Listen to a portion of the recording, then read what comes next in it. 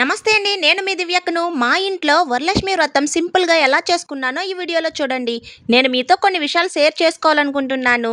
వీడియోకి లైక్ కొట్టి పూర్తిగా చూడండి. Let's start.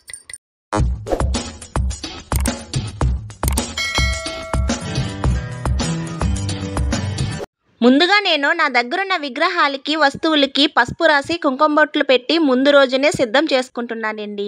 నాకు ఇవన్నీ తెలియదండి. నేను ఒక 2-3 సంవత్సరాల నుంచి పర్ఫెక్ట్గా నేను వరలక్ష్మి వ్రతం చేసుకుంటున్నాను. ఎందుకంటే నాకు పెళ్ళయ్యేంత వరకు కూడా ఈ పూజల గురించి వ్రతాల గురించి ఏమీ తెలియదండి. మా ఇంట్లో అందరూ క్రిస్టియన్స్ అండి. మా ఇంటి దగ్గర ఎదురింటి అమ్మమ్మ వాళ్ళు ఇలాంటి పూజలు చేసుకుంటుంటే అక్కడికి వెళ్ళి ఇవన్నీ చూసి వాటిలో పాల్గొనేదాన్ని అండి నేను.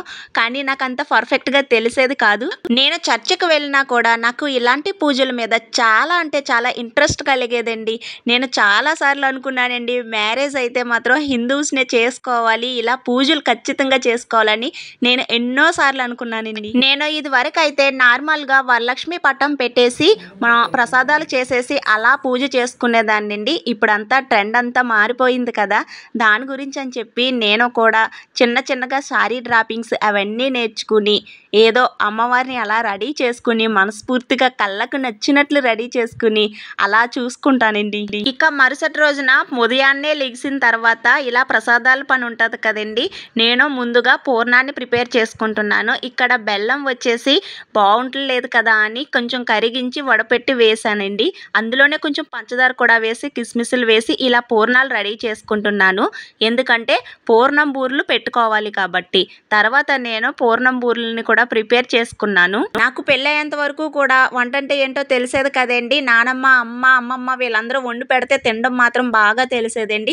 వాటి ఏమన్నా బాగోకపోతే రుచి కూడా అని పేర్లు పెట్టడం కూడా బాగా తెలుసండి.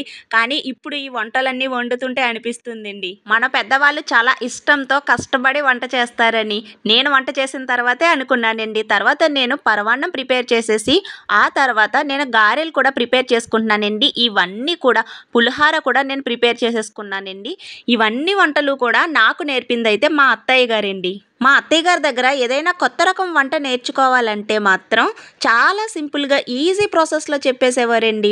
నాకు చాలా ఈజీగా అర్థమయ్యేది.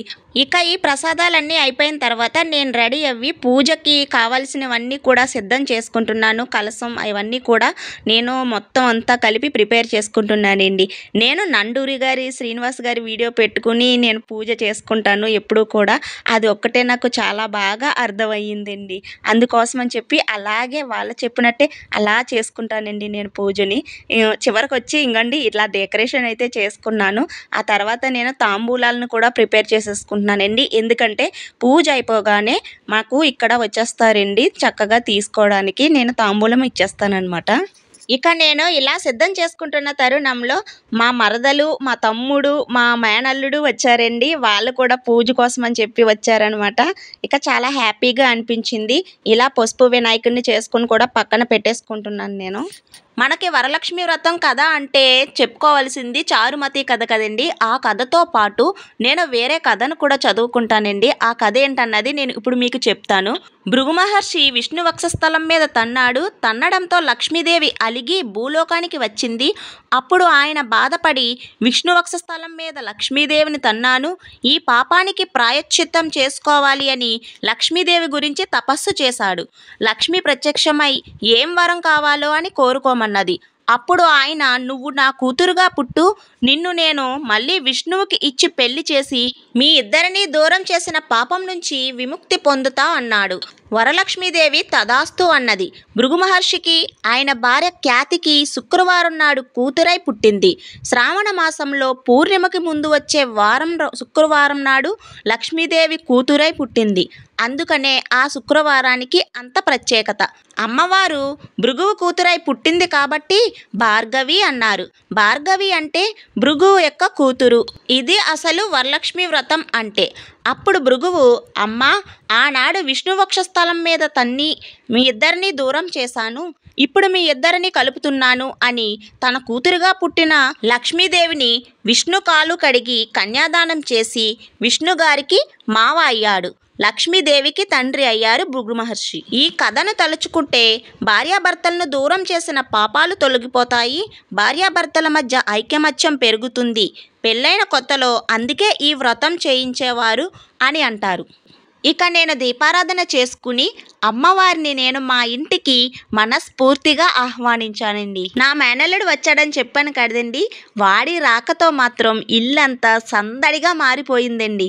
ఏమండి, ఇప్పుడైతే పూజ చేసుకోవడానికి ఇన్ని ఆర్భటాలు వచ్చేసాయి, కానీ ఒకప్పుడు అంటే నాకు తెలియని టైంలో కూడా నేను చూసిన పూజలు అయితే మాత్రం ఇవి కాదండి.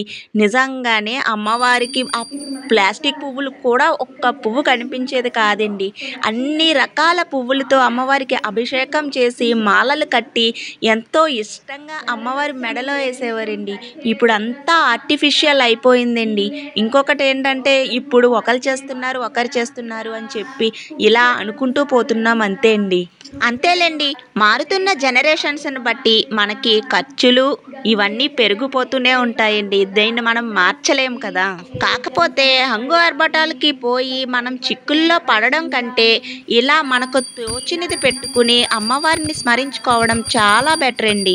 ఈ అలంకరణలు, ఈ డెకరేషన్లు అన్నీ కూడా మన కంటికి మన మనసుకు వినసొంపుగా కనిపించడానికి మాత్రమే కానివ్వండి, చిన్న మట్టి బొమ్మ తెచ్చుకుని పూజ చేసినా కూడా అమ్మవారు పలుకుతారని నేను అనుకుంటున్నానండి. మీరేమనుకుంటున్నారో నాకు కామెంట్లో చెప్పండి. ప్లీజ్ మన ఛానల్ని సబ్స్క్రైబ్ చేసుకోండి. నా మేనల్లుడు చూసారా ఎంత ఒబ్బుడుగా కూర్చుని ఎలా చూస్తున్నాడో, బొట్టు కూడా పెట్టించుకున్నాడండి, అక్షింతలు వేయించుకున్నాడు. నేను గంట కొట్టాను కదా, అది తీసుకుని ఇంకా వాడు కొడుతూనే ఉన్నాడండి. నాకు హిందూ మతంలో వచ్చే పూజలన్నా చాలా చాలా ఇష్టమండి. అలా అని దేవుని పట్టుకుని కుదిపోయినండి. ఎందుకంటే ఆయనకి ఏమి ఇవ్వాలో, ఎంత ఇవ్వాలో, ఎప్పుడు ఇవ్వాలో ఆ పరమాత్ముడికి తెలియంది ఏముంటుందండి. నిజం చెప్తున్నానండి, నేను మా ఎదురింటి అమ్మమ్మ వాళ్ళని చూసి చర్చికి వెళ్ళాలంటేనే అస్సలు వెళ్ళబుద్దేసేది కాదండి. నాకు ఇలా పూజలు చేయాలనిపించేదండి. కానీ మా నానమ్మ మాత్రం కంపల్సరీ ప్రతి సండే కూడా సండే స్కూల్కి పంపించేదండి. ఇంట్రెస్ట్ లేకపోయినా సరే 17 సంవత్సరాలు అలా వెళ్తూనే ఉన్నానండి. మ్యారేజ్ కూడా క్రిస్టియన్ సంబంధాలు ఎక్కువగా చూసేవారండి. ఏంట్రా అనుకునేదానండి నేను. కానీ నిజంగానండి దేవుళ్ళ వచ్చారండి. ఈయన మహాభక్తుడు, అమ్మవారి భక్తుడు అనమాట. మా వారు దేవుళ్ళ వచ్చి నన్ను మ్యారేజ్ చేసుకున్నారండి. నాకు చాలా హ్యాపీగా అనిపించింది. మొదట్లో నాకు ఈ పూజల గురించి తెలియక నేను పెద్దగా చేసేదాన్ని కాదు, కానీ తర్వాత ఒక 2-3 సంవత్సరాల నుంచి అయితే మాత్రం నేను పూజలు అలా కంటిన్యూ చేస్తూనే వచ్చానండి, మనస్ఫూర్తిగా చేస్తూనే వచ్చానండి. ఇక ఈ భక్తి ఇంకా పెరిగిపోయిందండి నాకు. ఎందుకంటే మాకు తగిలిన చిన్న ప్రమాదాలు, దెబ్బలు ఇవన్నీ కూడా ఆ అమ్మవారే మమ్మల్ని కాపాడిందని నేను అనుకుంటున్నానండి. ఇలా నేను శ్రీవాణి వీడియో పెట్టుకుని ఒక 20 నిమిషాలు పూజ చేసుకున్న తర్వాత నేను వరలక్ష్మి వ్రతం బుక్ తీసుకున్నానండి. ఆ పుస్తకంలోనే అష్టోత్తర శతనామావళి ఉన్నదండి. ఈ అష్టోత్తర శతనామావళి చదువుకుని వరలక్ష్మి వ్రత కథ చదువుకుని నా పూజని స్వస్తి చెప్పానండి. మా వాడు చూసారా, గంటను ఇంకా వదలట్లేదు వీడు. నాకు ఎంతో చిన్నపిల్లలు ఉంటే మాత్రం ఆ పూజకి ఎంతో విలువ ఉంటుందండి. నిజంగానే వాళ్ళ అల్లరితోనే కట్టని నాకు చాలా హ్యాపీగా అనిపించిందండి.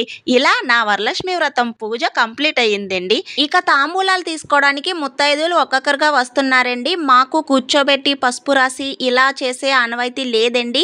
ఎందుకంటే మాకు ఒకేసారి అందరింట్లకి కూడా అలా వస్తూనే ఉంటారండి. దాని గురించి మేము తాంబూలాలు ముందుగానే సిద్ధం చేసుకున్నాం కదా, వాటిని అమ్మవార్లకి ఇచ్చేసి అదేంటి ముత్తైదువులకి ఇచ్చేసి అంతేనండి ఇంకా ఆశీర్వాదం తీసుకుంటామండి. అసలు నేను తాంబూలాలు ఇచ్చినప్పుడు మా అమ్మాయికి వీడియో తీయమని కూడా నేను చెప్పలేదండి, కానీ తను దూరం నుంచి తీసిందండి. నాకైతే ఎందుకంటే ప్రతిదీ కూడా వీడియో తీయడం అన్నది నాకు నచ్చదండి.